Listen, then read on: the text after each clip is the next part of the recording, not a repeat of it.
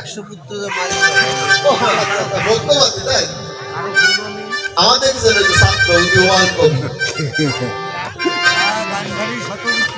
এই যে উদীয়মান কবি আসলে উদীয়মান কবি ভালো কণ্ঠ ভালো নেটে দেখছেন না নেটের কবি কিন্তু প্রশ্ন মনে রাখে এই বাবা তাহলে গান্ধারী গান্ধারীর 100 পুত্র মৃত্যুবরণ করলো কেন?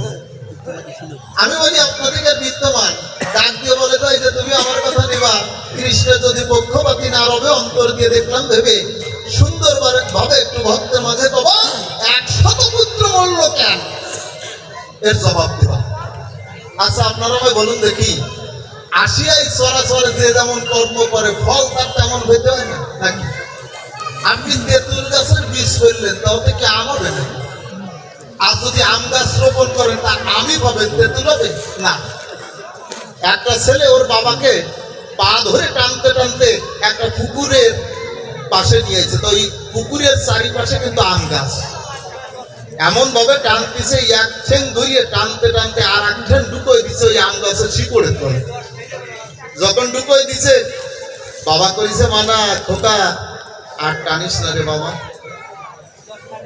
আর টানিস না অখোকা, আমি আমার বাবাকে এই পর্যন্ত এনেছিলাম বলে আমি বলি তোর স্থলে আমাকে এই পর্যন্ত আসতে হয়েছে, আমাকে এর থেকে আর দূরে নিস না, তাহলে তোরও কিন্তু এর অনেক দূরে যেতে হবে।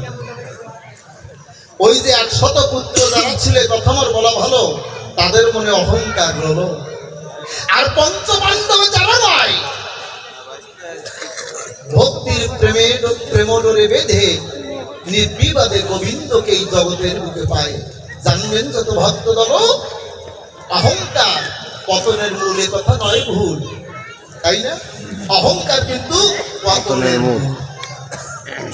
যখন রাবণ মৃত্যুবরণ করতে যায় লক্ষণকে প্রভু রামচন্দ্র ডেকে কয় যে কথা নেবা একটু রাজনীতি শিখে আসো যাও। জানবেন যত ভক্ত দল রাবণকে বললো আমাকে একটু রাজনীতি শিখা, তিনটে কথা বলেছিল। প্রথম কথা শুভস্য শীঘ্র, মানে যা শুভ হবে তা সকালে সকালে হয়, আর অশুভ কালহরণ, দেখবেন যাতে অমঙ্গল হয় তা কালহরণ হয়। আর কি অতি দর্প হত লঙ্কা, রাবণ রাজা দর্প করেছিল বলে লবণ সমুদ্র সুধা করে দিতে চেয়েছিল, আর স্বর্গ পর্যন্ত সিঁড়ি করে দিতে চেয়েছিল যে পাপি তাপি সহ সবাই স্বর্গে উঠে যেতে পারবে সিঁড়ি বেরিয়ে। তাহলে অতি দর্প হত লঙ্কা অতি মানস কৌরব, আর অতি দানে বলিবদ্ধ, অর্থাৎ কোনো কিছুই ভালো না, এই অতিরিক্ত মান করেছিল বলে কৌরবদের ধ্বংস হলো। কি বলেছিল শ্রীকৃষ্ণ ভগবান, তিনি পঞ্চপাণ্ডবের হয়ে 5টা গ্রাম দাবি করতে গিয়েছিল, তিনি কোথায়? দুর্যোধন রাজার রাজপ্রাসাদে। কি বলেছিল? বিনা যুদ্ধে নাহি দেব সূচক ক্রমে দিদি, তাই না? সূচের অগ্রভাগে যতটুকু মাটি ওঠে বিনা যুদ্ধে এতটুকু মাটি পর্যন্ত দেব না। আপনারা আমায় বলুন দেখি এত বড় অহংকার হলে বলিকাট্য সভা করে কখনো তারা বাঁচে নাকি? বাঁচে না। তবে মূল্য কেন শোনেন, যখন কুরুক্ষেত্রের মাঠে যুদ্ধ হয় আমি বলি ধর্ম সভায় ধর্মরাজ যুধিষ্ঠির তার আগের দিন রাত্রিবেলা বলিকাট্য সভাবেলা কে বসে আছে? ভীষ্মদেব, গঙ্গাপুত্র ভীষ্ম বসে আছে, দ্রোণাচার্য বসে আছে, আর গান্ধারী বসে আছে। যখন বসে হলো ধর্মরাজ যুধিষ্ঠির সর্বপ্রথমে গিয়ে ভীষ্মদেবের চরণে প্রণাম করে দুটি চোখের জল দিয়ে তার চরণ দুখানা ধোয়ে বলল, ঠাকুর দাদা আমি যুদ্ধে যাচ্ছি, তুমি আমাকে প্রাণ ভরে আশীর্বাদ করো। আগামী করলে হয়তো বা তোমার এই পবিত্র চরণ ছুঁয়ে প্রণাম না করতেও পারি, আশীর্বাদ নাও তো নিতে পারি, আমার মৃত্যু হলে।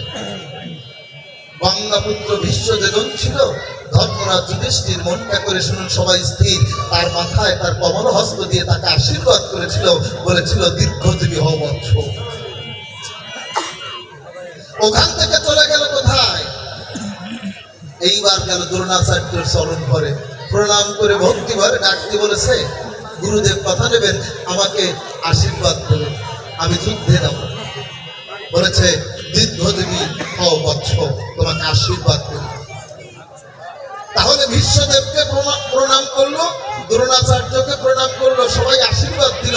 বিমাতা গান্ধারীর কাছে গিয়ে ভক্তি চিত্তে চোখের জল ফেলে যখন প্রণাম দিয়ে বলেছে, আমা যদিও তোমার গর্ভে আমি জন্মগ্রহণ করিনি, সেই কথা তোমার জানি, তবুও তো আমি তোমার সন্তান, তুমি আমার মা।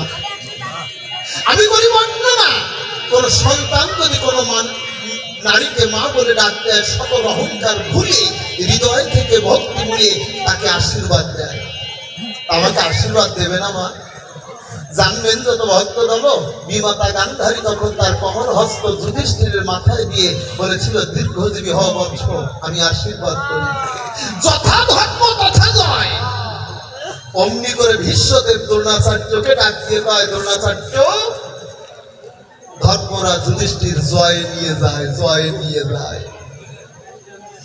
ওই তার নিজের সন্তান দুর্যোধন রাজা যে শক্তিতে মহাতেজা, একবারও কি তার মাকে প্রণাম দিয়ে ওই যুদ্ধক্ষেত্রে গিয়েছিল? যায় না। কি ছিল? অহংকার। আমি বলি আপনাদের বছরে যার যার অহংকারে সেই মরে। আমি বলি আপনাদের খাই আর পঞ্চ পাণ্ডবের ভিতরে ভক্তির জন্য আমার শ্রীকৃষ্ণ কানাই তাদের দলে গেল, তারা প্রেম ভক্তিতে আমার জগবন্ধুকে বেঁধেছিল। প্রমাণ কোথায়? ধর্মরাজ যুধিষ্ঠির না নারদ একবার 3টি মালা নিয়ে, উত্তম মধ্যম আর অধমের মালা নিয়ে এমনি করে ঘুরতে ঘুরতে ঘুরতে দুর্যোধন রাজার রাজপ্রাসাদে গেছে। যাওয়ার পরে বলতেছে যে, ও নারদ, এই 3টি মালা কাকে দেবা? তা কয়, উত্তম মধ্যম আর অধম যেজন, এই 3 জনের বলে 3টে মালা দেব। দুর্যোধন রাজা অহংকারে বলছে, আমি উত্তম পুরুষ, আমার গলায় দাও। দিছে। তাহলে মধ্যম পুরুষকে শকুনি, তার গলায় দিছে। অধমের মালা রয়ে গেছে। হঠাৎ করে কে নেবে? এক ম্যাথরিটে যাচ্ছে, বলতে যাও, ম্যাথর তুমি তো অধম ব্যক্তি, তাহলে এই মালাটা নাও। ম্যাথর অহংকারে করেছে বর্তমান, আমি ম্যাথর হতে পারি বলি তোমার বরাবরই তো অতটা অধম না, কারণ আমি দুর্যোধন রাজার ময়লা উজ্জ্বলা পরিষ্কার করি। যাও। দেখেছেন অহংকার? অমনি করে 3টি মালা ধরে ধরে খুলি গেল যুধিষ্ঠিরের রাজপ্রাসাদে চলিয়ে। যখন যায়, নারদ আছে, শ্রীকৃষ্ণ ভগবান আছে, পঞ্চ পাণ্ডব অনেকেই সবাই আছে। ধর্মরাজ যুধিষ্ঠির কৃষ্ণ ভক্ত নারদকে দেখে আমি বলি আপনাদেরকে সাক্ষাতে বড় খুশি হয়েছে। গিয়ে প্রণাম করে তাকে পা ধোয়াইছে। বৈষ্ণব পা ধোয়ানোর পরে আমি বলি আপনাদেরকে ধারে ডাকতে বলছে, তাই এই 3টি মালা কাকে দিতে হবে আমি জানতে চাই। বলে উত্তম মধ্যম আর অধমকে দিতে হবে। ওই 3টি মালা হাতে নিল যুধিষ্ঠির। নেওয়ার পরে বললো, আমি দেখতে পাই আমার শ্রীকৃষ্ণ ভগবান, সে হচ্ছে জগৎ স্বামী, তার উপর আর কেউ নাই, সে উত্তম পুরুষ, তাই অন্তরে তার ভাবো এই উত্তমের মালাটা আমার শ্রীকৃষ্ণ ভগবানের গলায় দেব। তাই চোখের জলে সিঞ্চিত করে আমি বলি আপনাদের ধারে প্রেম অর্ঘ দান করি, আমার শ্রীকৃষ্ণ ভগবানের গলায় সেই উত্তমের মালাটা দেয়। সে মধ্যমের মালা রয়ে গেল। ডাকতে বললো, দেখতে পাই নারদের মতন এত বড় কৃষ্ণ ভক্ত জগতে আর নাই, সে হচ্ছে মধ্যম ব্যক্তি, তাই তার গলে মধ্যমের মালা দিল। এইবার অধমের মালা যখন রয়ে যায়, ধর্মরাজ যুধিষ্ঠির চোখের জলে ভেসে ডাকতে বলেছিল, সবার পাশে যদি কোনো ব্যক্তির আপত্তি না থাকে অন্তরে কাছে ভাবো, আমি দেখতে পাই আমার মতো অধম ব্যক্তি আর এই জগতে নাই, অন্তরে কাছে ভাবো আজ অধমের মালাটি আমার নিজের গলে আমি নিজেই বেঁধে নেব, করে নেব। জানবেন যত ভক্ত দল নিজে অধম হয়ে অধমের মালাটি করে নিল, তাই কৃষ্ণের কৃপা পেল। অধম না হলে পরে চিন্তা করে দেখুন, অন্তরে সেই উত্তমের সন্ধান পাওয়া যায় না। আমি বলি বর্তনা, তাই তাদের শতপুত্রের অহংকার ছিল বলে বলিকাপুত্র সভা বলে, তাই তারা বলে আরো দোষ আছে। আপনারা বলুন দেখি, ও পাঠার বাচ্চা মধ্যে পারে না, ও গুতোর মাল গুতো হয়ে গেছে, খুলে বলি আপনাদের কাছে, গুতোর মাল গুতো হয়ে গেছে। দেখেছেন, অবাক হয়ে গেছে যে এই কথা কেন বলছে। প্রথমে গান্ধারী কার সাথে বিবাহ হয়? হাত দেখে বলেছিল যে প্রথম বিবাহ হলে বলিকাব্য সভা তলে তার সঙ্গে বিবাহ ওটা বাঁচবে না। জানবেন যত ভক্ত দল, যখন ওই ফাটা ছাগলের সাথে বিবাহ দিল, দেওয়ার পরে ওইটি মরল, মরিছে, সব গেছে। এরপরে বিবাহ হলো যার সঙ্গে বলিকাব্য প্রসঙ্গে, ও জায়গাও কিন্তু ছলনা করি ওই 100 পুত্র নেয়। দুর্বাসা মুনি তখন বলেছিল কুন্তি মাতাকে মারে, কষ্ট পাস না, অন্তরেতে আছে ভাবো তোকে 5টা ছেলে দিলাম বলিকাব্য সমাধান, এই 5 ছেলে ওই 100 পুত্রর জীবন নেবে, অসুবিধা হবে না। আপনারা আমায় বলুন দেখি, ওই মিথ্যের জিনিস, ওই ছলনার জিনিস এই জগতের বুকে থাকে নাকি? থাকে না। তাই ওই গুতোর মাল গুতোই গেছে। কত বড় ছলনা চিন্তা করতে পারেন? তৎকালীন দিনে যদি নাকি একজন ব্যক্তির কিংবা 2 ভাই যদি নাকি বিবাহ হয়, তা বড় ভাই ছেলে কিন্তু প্রথমেই রাজসিংহাসনে বসতে পারে, তাই না? এরকম নিয়ম ছিল। কিন্তু এখন কুন্তির ছেলে দেখে যে রাজসিংহাসনে বসবে, তাহলে গান্ধারী কি করেছে? সবে মাত্র গর্ভ হয়েছে তার, এইভাবে করিয়ে এই গর্ভের ঘরে আঘাত করেছে। আঘাত করে কিন্তু ওই অলবা পিণ্ড ওইটা কিন্তু প্রসব করেছে। যখন করেছে 100 খণ্ড করেছে, 100 খণ্ড হয়েছে, 100 পুত্র। আর একটা মেয়ে হয়েছিল তার নাম দুঃশলা, বলিকাব্য সভা করা। আপনারা ভাই বলুন দেখি, ওই গুতোর মাল গুতোয় যায় না গেছে, ওতে আমার কৃষ্ণের কি দোষ নাই?